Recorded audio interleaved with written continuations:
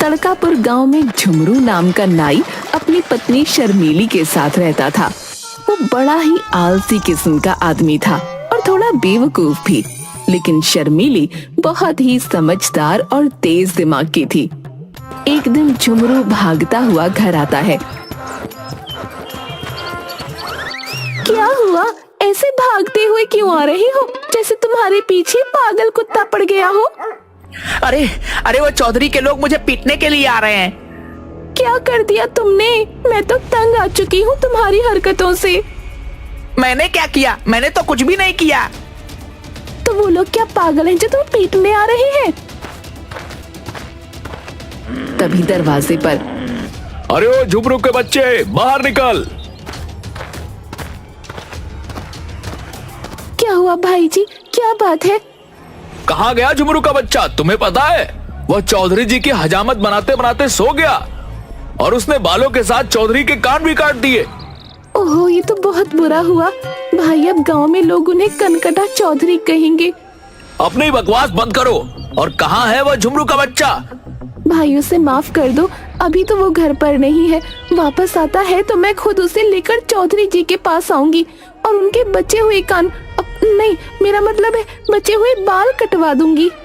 कोई जरूरत नहीं है उसे लेकर हमारे सामने आने की। चौधरी के नौकर वापस चले जाते हैं और झुमरू कुछ दिनों तक घर के बाहर नहीं निकलता। सुनते हो, आज 4 दिन हो गए हैं तुम काम पर नहीं गए। कुछ काम नहीं करोगे तो घर कैसे चलेगा? तुम तो जानती हो कि मुझे काम करना बिल्कुल पसंद नहीं है और रोज रोज मेरे पीछे काम पर जाने के लिए मत पड़ा करो। ठीक है, थोड़ी दिनों में भीख मांगने के लिए तैयार हो जाओ। भीख क्यों मांगूंगा मैं? क्योंकि घर में रखा सारा राशन खत्म हो जाएगा, फिर भीख मांगकर ही गुजारा करना पड़ेगा ना। तुम्हारे आलस की वजह से कोई तुम्हें काम नहीं देता, हर समय तुम्हें सिर्फ सोना होता है। अब मुझे नींद आती है तो सोऊंगा ही ना। मुझे समझ नहीं आता दुनिया में कौन सा ऐसा इंसान है जो खड़े खड़े सोता है। अपनी नींद की वजह से तुमने कितने लोगों से दुश्मनी मोल ले ली है, अब तो कोई हमारी मदद भी नहीं करता। झुमरू अपनी नींद की वजह से कितने ही लोगों के बाल काटते काटते कान काट चुका था और कितने लोगों की तो आधी मूछें ही उड़ा चुका था। अब लोग झुमरू को हजामत के लिए नहीं बुलाते थे। एक दिन राजा जी के यहाँ 12 साल बाद बेटा हुआ है। उन्होंने अपना खजाना खोल दिया है, गरीबों को दिल खोल कर दान दे रहे हैं। तुम एक काम करो, राजमहल चले जाओ, महाराज से कुछ मांग कर लाओ। क्या मांग कर लाऊं? अब ये भी क्या मैं ही बताऊं? खुद के पास भी थोड़ा दिमाग है कि नहीं, वही लगा लो ना। झुमरू राजमहल जाता है। महाराज, मुझे भी कुछ दान में दे दीजिए। क्या चाहिए तुम्हें, बोलो। आज हम मुंह मांगा दान दे रहे हैं। महाराज, ये तो मेरी पत्नी ने नहीं बताया, पर आप कुछ भी दे दीजिए जो आपको ठीक लगे। अरे तुम कैसे आदमी हो, मैं मुंह मांगा दान दे रहा हूँ, तुम्हें जो चाहिए वो मांगो। महाराज, मुझे क्या चाहिए? मुझे तो बस सोने के लिए थोड़ी जमीन मिल जाए। ठीक है। महाराज झुमरू को गांव के बाहर एक जमीन का टुकड़ा देते हैं और झुमरू खुशी खुशी घर वापस जाता है। आ गए तुम? क्या लाए हो महाराज से? जल्दी से दो, मैं कुछ खाने का इंतजाम करती हूँ। महाराज ने मुझे जमीन का टुकड़ा दिया है।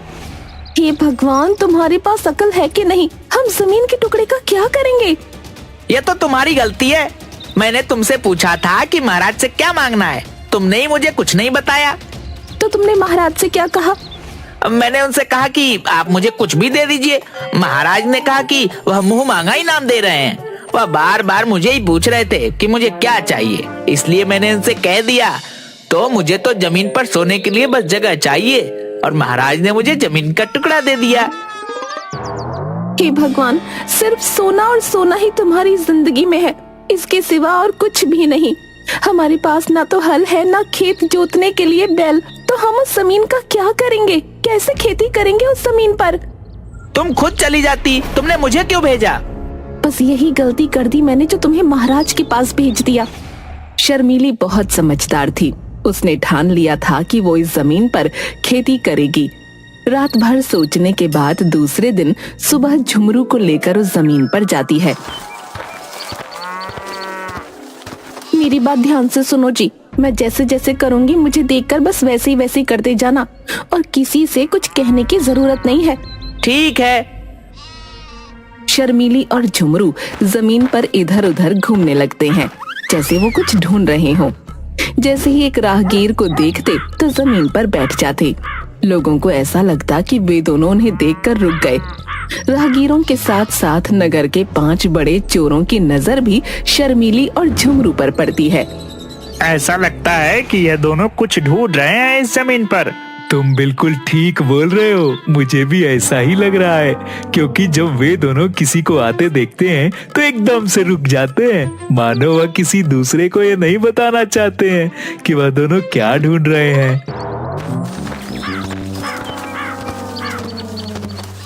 काफी देर के बाद उनमें से एक चोर शर्मीली के पास आता है।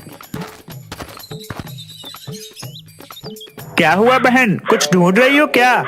नहीं नहीं, मैं तो कुछ भी नहीं ढूंढ रही। अरे बहन, तुम मुझे बता सकती हो। अगर तुम बताओगी तो मैं भी तुम्हारा मदद करूंगा। शर्मीली पहले तो थोड़ी नानुकुर करती है, फिर चोर के बार बार कहने पर उसे बताती है।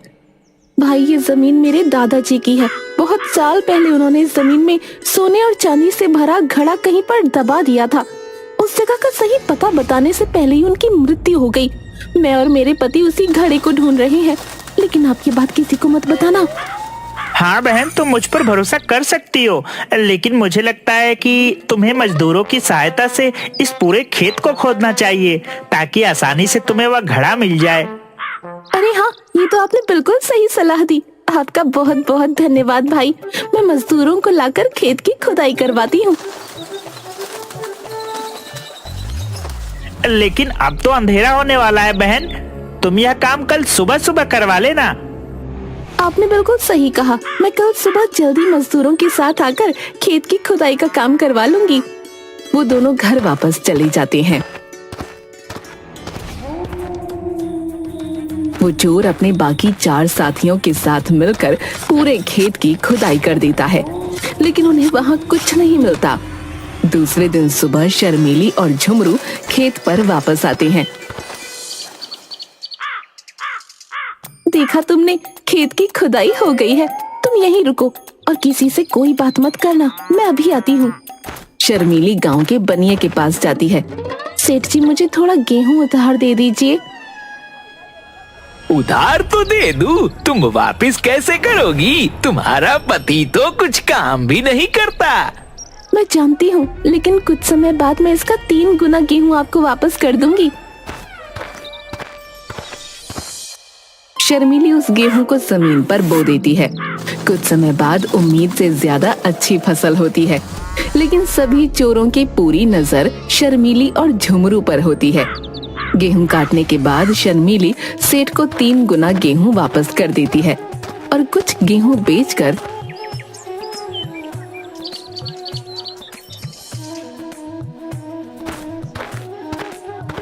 थोड़े सोने और चांदी के सिक्के खरीदती है। उस रात चोर शर्मीली के घर आते हैं। इस फसल में तुम्हें हमें भी हिस्सा देना होगा, क्योंकि तुम तो जानती हो उस जमीन को खेती लायक खोदकर हमने ही तैयार किया था। मैंने तुम्हें बताया तो था, उस जमीन में सोना मौजूद है। तुम इतनी मेहनत करने के बाद भी उसे हासिल नहीं कर सके, लेकिन वो घड़ा मुझे मिल गया और मेरे पास है। तुम्हारा उस पर कोई हक नहीं। मैं तुम्हें कुछ नहीं दूंगी। ठीक है, तुम संभाल कर रहना, हम अपना हिस्सा खुद ले लेंगे।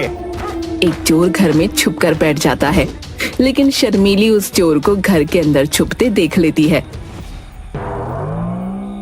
झुमरू चोरों की बात से थोड़ा डरा हुआ था। तुमने बेकार में ही चोरों से दुश्मनी मोल ली, अब ना जाने वह क्या करेंगे। डरने की कोई जरूरत नहीं है। हाँ, तुमने वह सोने और चांदी के सिक्के कहाँ रखे हैं? मैंने दरवाजे के नीचे घड़े में सिक्के रखे हैं, उसके ऊपर मिठाई रख दी है। अब तो 5 में से सबसे समझदार मैं ही कहलाऊंगा। रात को जब ये दोनों सो जाएंगे तो मैं वह घड़ा लेकर बाहर निकल आऊंगा। रात को दोनों के सोने के बाद वो बाहर छुपे अपने साथियों के पास घड़ा लेकर जाता है। यह लो, मैं अकेले ही सिक्कों का घड़ा ढूंढ कर ले आया।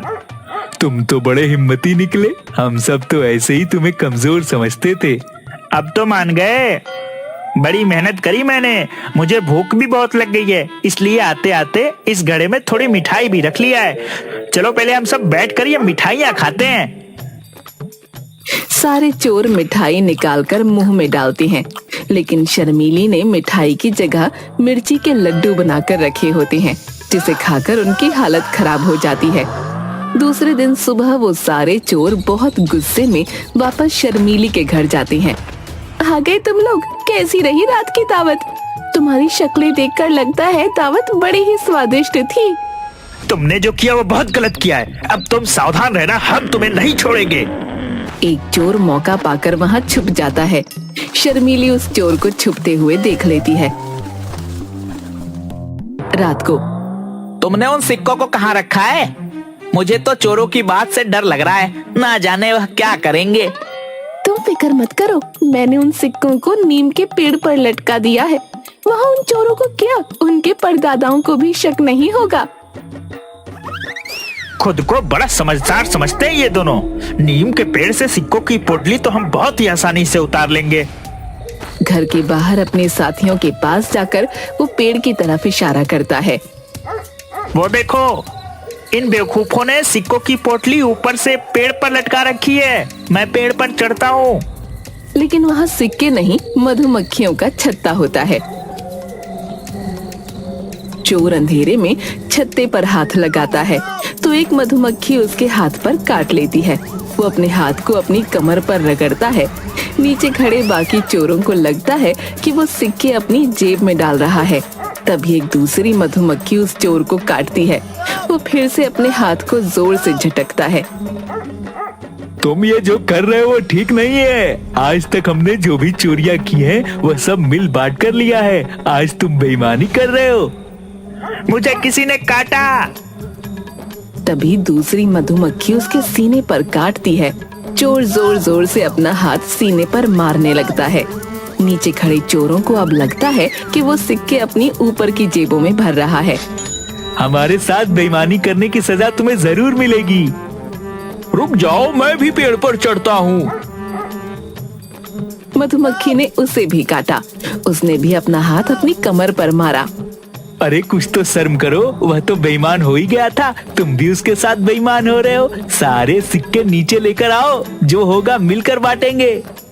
दूसरा चोर कुछ बोलता उसके पहले ही दूसरी मधुमक्खी ने उसे काट लिया। उसने फिर से अपने हाथ को कमर पर रगड़ा, लेकिन नीचे खड़े चोरों को ऐसा लगा कि दूसरा चोर भी अपनी जेब में सिक्के भर रहा है। एक एक करके सारे चोर पेड़ पर चढ़ जाते हैं। रुक जाओ तुम सब के सब अपनी अपनी जेब में सिक्के भर लिए तुमने। अब बाकी के बचे हुए सारे सिक्के सिर्फ मेरे हैं और किसी के नहीं। वो पूरी ताकत से छत्ते पर हाथ मारते हैं, जिसकी वजह से मधुमक्खियां बुरी तरह से सबको काट लेती हैं और वो सब पेड़ से नीचे गिर जाते हैं। मुझे नहीं लगता कि अब वो पांचों चोर कभी हमारे घर की तरफ वापस आएंगे। लेकिन कुछ समय बाद घर के बाहर कुछ आवाज आने लगी। ये तो उन चोरों की आवाज है, ये फिर से वापस आ गए। लेकिन कोई बात नहीं, मैंने इन बेवकूफों को पहले भी चकमा दिया है और आज तो इनको सबक सिखा कर रहूंगी। उसने अपने पति की हजामत करने का उस्तरा हाथ में मजबूती से पकड़ा और खिड़की के पास खड़ी हो गई। एक चोर ने खिड़की से अंदर झांका तो शर्मीली ने उसकी नाक काट दी। खिड़की पर कोई नुकीली चीज टंगी हुई है, ध्यान से। एक एक करके सारे चोरों ने खिड़की से अंदर जाने की कोशिश की और शर्मीली ने सबकी नाक काट दी। सिर्फ एक चोर की नाक बच गई। वो किसी तरह अपने साथियों को लेकर वहां से हकीम के पास गया। मुझे लगता है कि अब ये चोर कभी वापस नहीं आएंगे, उन्हें काफी सजा मिल चुकी है। तुम सही कह रही हो, मेरे साथ रहकर समझदार हो गई हो तुम। दूसरी तरफ चोरों को ये समझ आ चुका था कि वो इतनी आसानी से शर्मीली से कुछ नहीं ले सकते, इसलिए वो भेष बदलकर राजा के पास उसकी शिकायत लेकर जाते हैं। महाराज, शर्मीली और झुमरू ने हमसे अपनी फसल का आधा हिस्सा देने की बात कहकर अपने खेत में खुदाई का काम करवाया, लेकिन बाद में जब फसल अच्छी हुई तो वह अपनी बात से मुकर गए। वह दोनों हमें फसल में कोई हिस्सा नहीं दे रहे। महाराज, आप हमें न्याय दिलाइए। शर्मीली और झुमरू को दरबार में बुलाया जाए।